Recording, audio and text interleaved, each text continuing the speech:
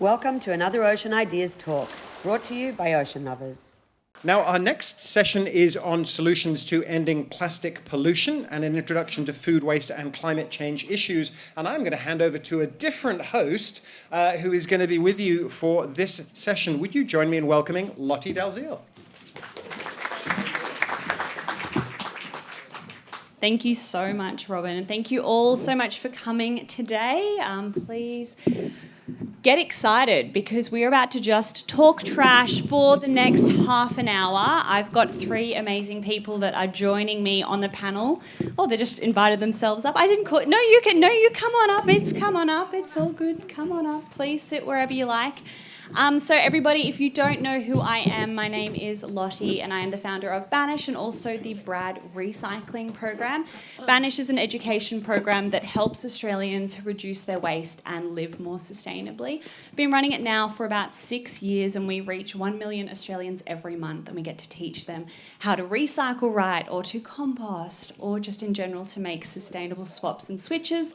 The BRAD program has been running for 3 years and we've recycled 2.7 million blister packs in that time.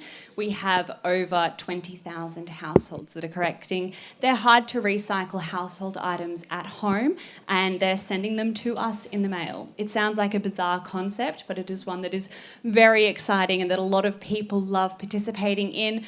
We're a volunteer-run organisation, so we have over 200 volunteers every month who come and help us out. A couple are in the audience today as well. So enough about me though, because we're going to talk to this amazing panel. So first of all, we have got Naomi Tarszisz, who is from RePlated. Everyone, a clap, please. She's working on a Saturday. So RePlated is reimagining takeaway food. So we're now pretty down pat with taking our reusable coffee cups, but what happens when you go and get your takeaway food? We're again using more single-use plastics, so RePlated is a reusable alternative to that.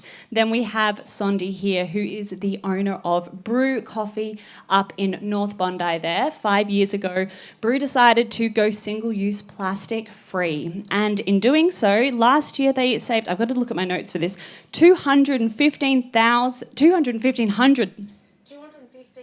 Your microphone, please. Microphone. Hello. 215,727 cups in a year. Woo! Amazing. And then we have got James, who is the CEO of TOMRA Cleanaway, which you will all know for the Return and Earn scheme in New South Wales. And that has collected over 11 billion drink containers, 4 billion of which are plastic. So I'm really excited to chat today. I think that we're probably going to start with you, Sondra.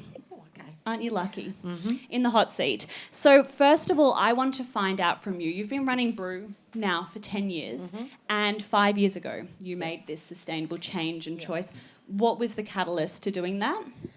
Look, the catalyst was a couple of years ago. Look, we're a takeaway cafe. Our DA is takeaway. But along the way, BRU became very much a community cafe where, because it's up in North Bondi, Ben Buckler, everybody knows everybody. People just stood around. And I was watching people just standing there having a coffee in single-use cups and it just drove me nuts. And then a couple of years ago, I thought I really wanted to do something about it. And so I grabbed Sarah Wilson and I thought, look, let's just get a whole heap of Bondi cafes, see if we could do a little campaign, and maybe if we all did it together, then that way it would just be a lot easier. So we did that. We did that for 2 weeks. Some of us did it amazingly, some of us not so amazing. And after that 2 weeks, we then brought the cups back, obviously, the single-use cups, and I just couldn't do it. It really did not sit well with me at all. And so I knew Plastic Free July was coming along, and in my head I thought, that's when I'm going to do it. I'm just not going to bring single-use cups back. And so I told our customers that we were going to do it for the month of July. I lied from the beginning. I knew that we were never going to go back again, but, slowly. So I told them all, just for a month, this is what we're doing, bring your own cups, or you can take our cups. And our cups are all sourced from Vinnie's, Lifeline and the Salvation Army and donations. So we buy no new cups. So we're talking like ugly mugs. Ugly, and but things. everyone, it's become a thing. The cups have become a thing. We have people that come in and say, hi, can I have a whatever? And they say, but can I have it in a really funny mug? And you're like, sure. And these are grown-ass men. So it's become a thing, and it's been amazing. So have you had any pushback at all from Oh, this? totally. Look, my biggest one that I really makes me, shudder is when someone says, oh, I can't because I'm just going to the beach for a walk, and I don't let anyone get away with anything if I'm on the till. So I always say, well, that's a great reason for you not to take a single-use cup. Just go to the beach and bring it back, or sit and have a coffee. We've all forgotten that it takes 5 seconds to sit and have a coffee when it's beautiful and sunny. So, look, yes, definitely we've had pushback, and we don't make anyone feel guilty either. So, today I had someone that didn't want to do it, and I always say, if it doesn't work for you today, and I always say today because I think maybe tomorrow. So I always say, if it doesn't work for you today, not a problem. That's fine. So, Small steps. Absolutely. Love it. So Naomi, when it comes to you, you've kind of taken this reuse model to the next level with RePlated. So RePlated is a reusable takeaway container. It's a simple concept. Very simple. It's nothing super brand new, but it's innovative and exciting in this day and age. So explain kind of why you started it and what have been the challenges, because it hasn't been as simple as just going, well, you use a reusable coffee cup, so now use a reusable takeaway container. Nothing ever is simple, is it, Lottie?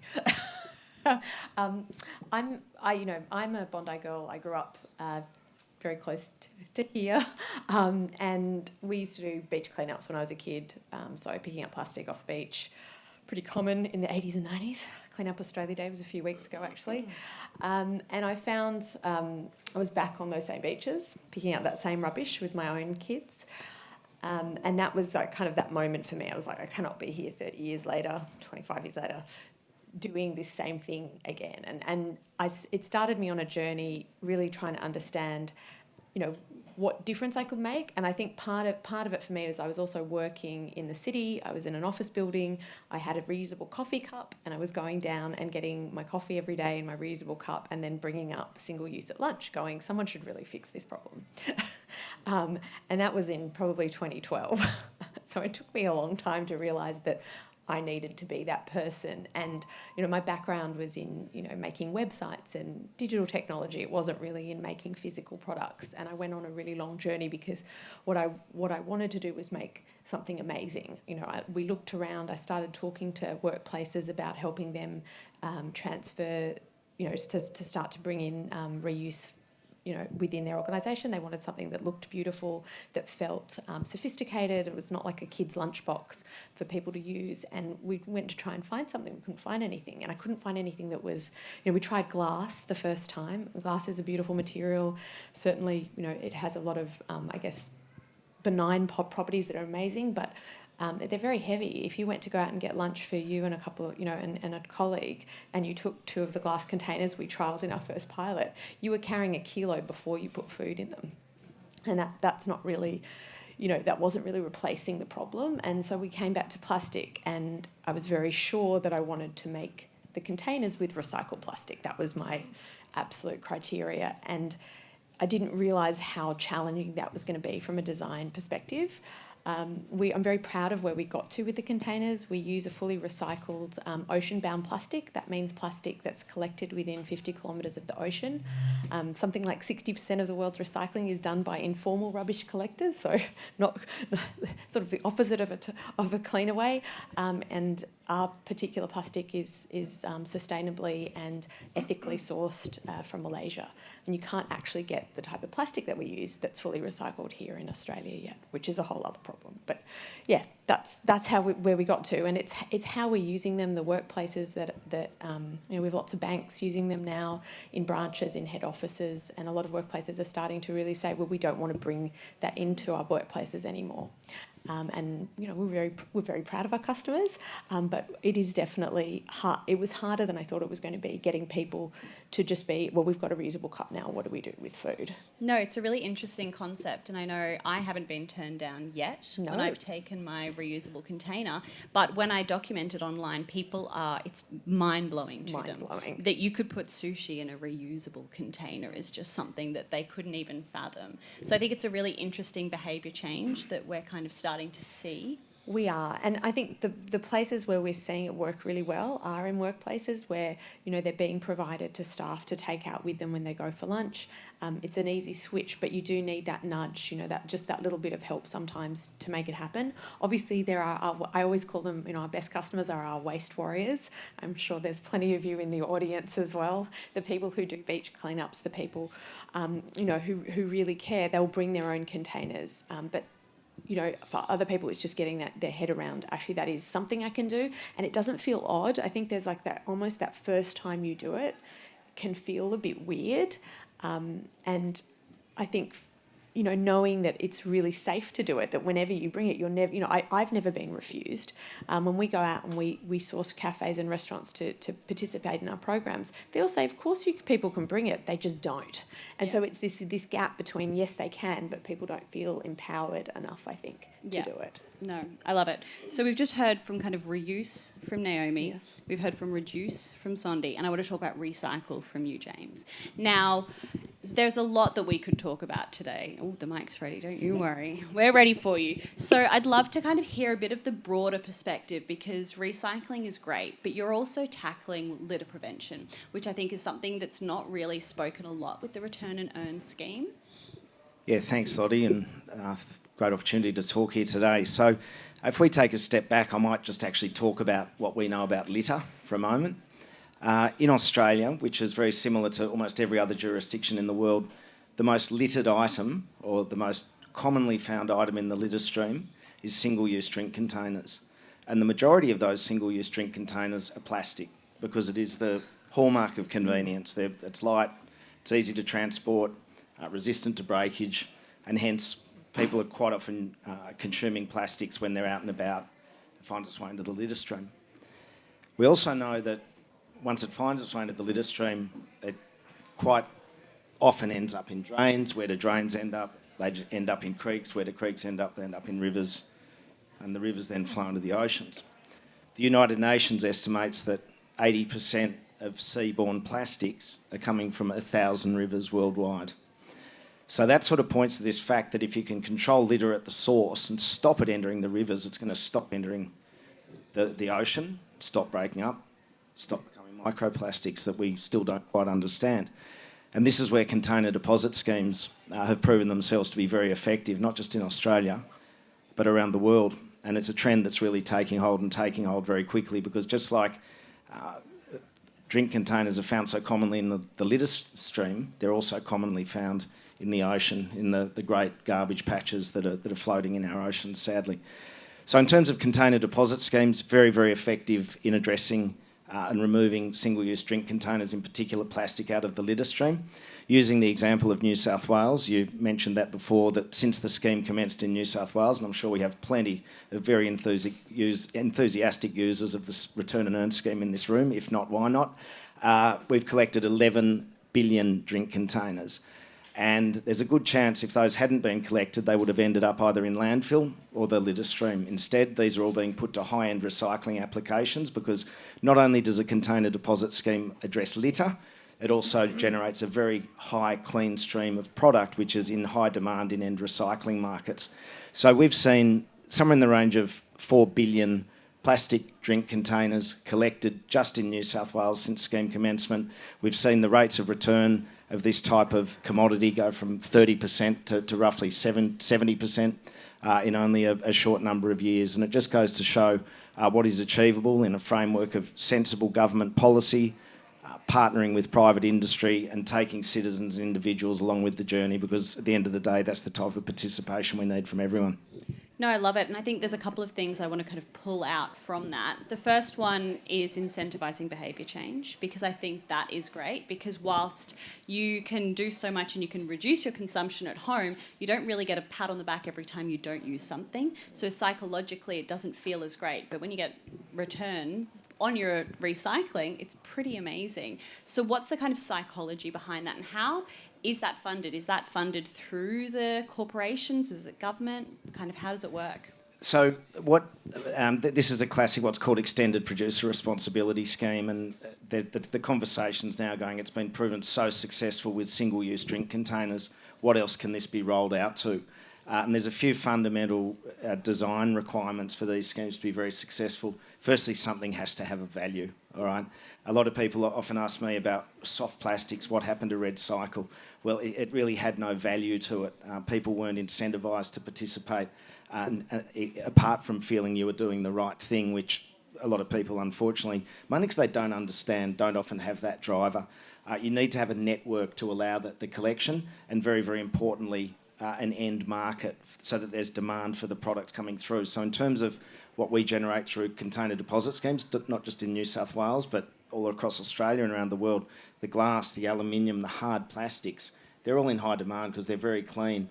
And hard plastic, PET, spring water bottles, your HDPE, which is more your coloured plastics, which your milk and your flavoured milk comes in, they're not quite infinitely recyclable, but they can be recycled many, many times over, whereas your glass and your aluminium can be essentially infinitely recyclable. And what often happens also, Lottie, on the back of these schemes is that it drives downstream investment. 5 years ago, we didn't have much plastic reprocessing capability in Australia. Now there's multiple plants that are collecting this plastic as opposed to putting it into litter or landfill and turning it back into food-grade products. And we also often say that if you do participate in one of these container deposit schemes, you return your plastic, it's probably going to be back on the shelves in 6 to 8 weeks. So these are truly circular outcomes, and we talk a lot about the circular economy. We need to move away from taking something, consuming it and throwing it away. We need to become more and more circular, and I think container deposit schemes have shown us how that can be done. The question is, how fast can we go and how far can we go? And that's the big question. No, I love it. So I'm going to ask one more question while everybody thinks of some really good questions for everybody else. So if everyone could just start thinking about that. My last question is, almost disappeared from my head then, but I think I've got it back now. So my last question for you, James, is we can see waste as a resource. You've put money, well, not money behind it, but you've put a value on that resource. With this extended supplier or manufacturer, producer responsibility, where would you like to see this go next? Because even though this scheme's been around for relatively a short period of time and it has had a great deal of success, it's not an overnight success. This has been in the pipeline for many, many years. What industries would you like to see next? It's a great point you make. It took probably over 20 years of debate, resistance, until the container deposit scheme was finally adopted in New South Wales. I don't know if there's any South Australians in the room apart from my mother, but they've been doing container deposits since the mid-1970s when my mother was just a really young girl. Well, maybe not, but a teenager perhaps.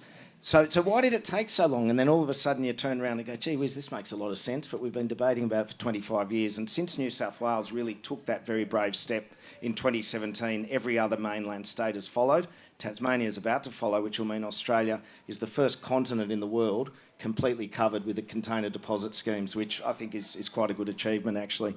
So in terms of your questions, it's about product design, it's about consumption, it's about end of life. All these three things need to come together. If people are interested in this, have a look at what Europe's doing, Western Europe's doing. They're 25 to 30 years ahead of us, right? If you buy a drink in most European jurisdictions, it has a tethered lid, which means the lid can't separate from the bottle, right? Maybe a small little inconvenience, it might rub your cheek sometimes, but we also know that lids in the litter stream, when they separate from the bottles, are highly problematic. So we could go as far as you like with this. You think about tyres.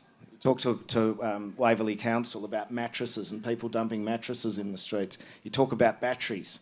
The list goes on and on and on. We are going to have to come to some type of an answer around soft plastics, because that's really the issue that's plaguing us, both in terms of just the sheer scale of the manufacture and the problems with that entering our environment. So, Lottie, the list is very, very long. You name it, Great. we could do it. Perfect. I'll get thinking. Okay, we've got a mic floating around. Do we have any questions? One at the front here. Oh, popping up everywhere.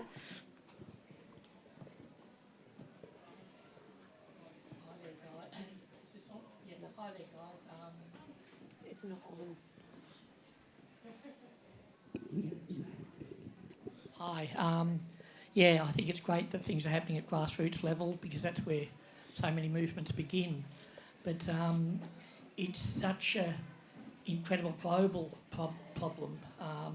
I know we're doing, you know, certain countries are doing their best, but it really needs a concerted global effort. The only thing I can think that might sort of kickstart that is action is with the research now. A lot of it's embryonic, but actually the effect of plastics on humans is, I think that could freak a lot of people out. You know, the falling, everything from falling sperm counts, endocrine problems, you know, micro and nanoplastics, you know, coming through our food sources and even through our lungs or whatever, and starting to muck around with our gut biome, and you know, there's just going to be such chronic infection and all sorts of affiliated things to do with rapacious plastic consumption. So maybe publicising that a bit more. Individually, people think, well, hey, hang on, you know, 90% of the food I'm eating is either stored in plastic or wrapped in plastic, or I buy it in plastic or whatever. And it might sort of make people a bit more judicious about how they're part of the plastic merry-go-round. Yeah, no, I agree. Thank you. Everyone in the panel here agrees as well. Any other questions? Yep, behind you. It's turned on. Yeah, you're on. So thank you all for such a great discussion. It's been really informative. There's a bit of like a preface to my question. So I think the OECD released data in 2019 that global plastic production is set to triple by 2060, which is, I'm sure you all know that horrifying statistic, and there's a million statistics that align with that, and that's a really scary problem. And touching on the point about having global solutions, so I think the United Nations is currently mandated to progress an international negotiation for a treaty on global plastic pollution, and it's a really, really interesting piece of work that essentially is creating, you know, global regulation for things, all the things that you touched on, like design standards and recyclability and EPR schemes and all the things. And in a lot of ways, Australia is actually more ambitious than a lot of the countries engaged in the process. Like, we have EPR schemes within all of our jurisdictions, which most countries don't have that. But I was just wondering if any of you have any thoughts on what we as Australia should be advocating for in whether it's the treaty negotiations or how we implement the rules that end up in the treaty, how we then translate that into domestic policies, and whether that's government level or community level. Yeah, really keen to hear your thoughts. Just clarifying one thing, you mean how we can do that here in Australia or how we can influence others globally? I think both, like any reflections that you have, because I think we are quite ambitious in the process of treaty negotiations, and we have a lot to teach to other countries in some respects, but it's also not perfect in Australia, and we have gaps as well. I think there are gaps. I think one of the things that I would say, what's interesting, and it's very different, I think, to probably the recycling industry perspective, but in Southeast Asia, certainly in Indonesia and Malaysia, where, you know, and actually, you know, Brazil, anywhere where they've got informal rubbish collection, there are a lot of NGOs that are out there helping educate informal rubbish collectors about the value of that plastic. And what's interesting about that, it's almost like, you know, it's a much more intelligent way of, if you've ever been to a MRF and you've seen the way that we separate our plastics for recycling, it's extremely it's not high tech. Actually, people are able to sort things much more effectively, almost to the standard of a container deposit scheme. So you get really great, clean waste streams. And I think there's fantastic work that is happening in those jurisdictions, but it's about the consumption. So I think we almost have to, you know, so when you kind of get down to the recycling end, I think there's actually fantastic things overseas, really state-of-the-art facilities for recycling and things like that. I think it's about stopping the production in the first place. You have to go back a few steps. And when we start to talk about design, it's about prioritising activities that are higher up the waste hierarchy. So reusing, reducing way before then. There's some fantastic innovation that's happening here. I'm thinking about someone like Refilled, and they do soft drinks that you can put in an office, and you can refill your bottle with flavoured waters and soft drinks and things like that. Like really innovative ways of actually how can we fix that problem. And the sort of thing I'm working on is towards that. But I think having legislation to support that, because a lot of it tends to be on the recycling end still. Great, thank you. Unfortunately, we're being kicked off because we need to talk about some sharks, which is really exciting. But just to quickly wrap up in 20 seconds, because I've got the thumbs up about that. So our asks today is, Naomi wants you all to try using reusable takeaway containers, please. Sondi wants you to stop using single-use plastic coffee cups. And James wants you to use return and earn, please. And I would just like you all to use less. In general, please educate yourselves, and if in doubt, say no is my biggest thing. Thank you all so much. Thanks for tuning in. We hope you enjoyed this episode of Ocean Ideas. Please make sure to share it with your networks and help us in our mission to turn ripples of action into waves of change for our blue planet.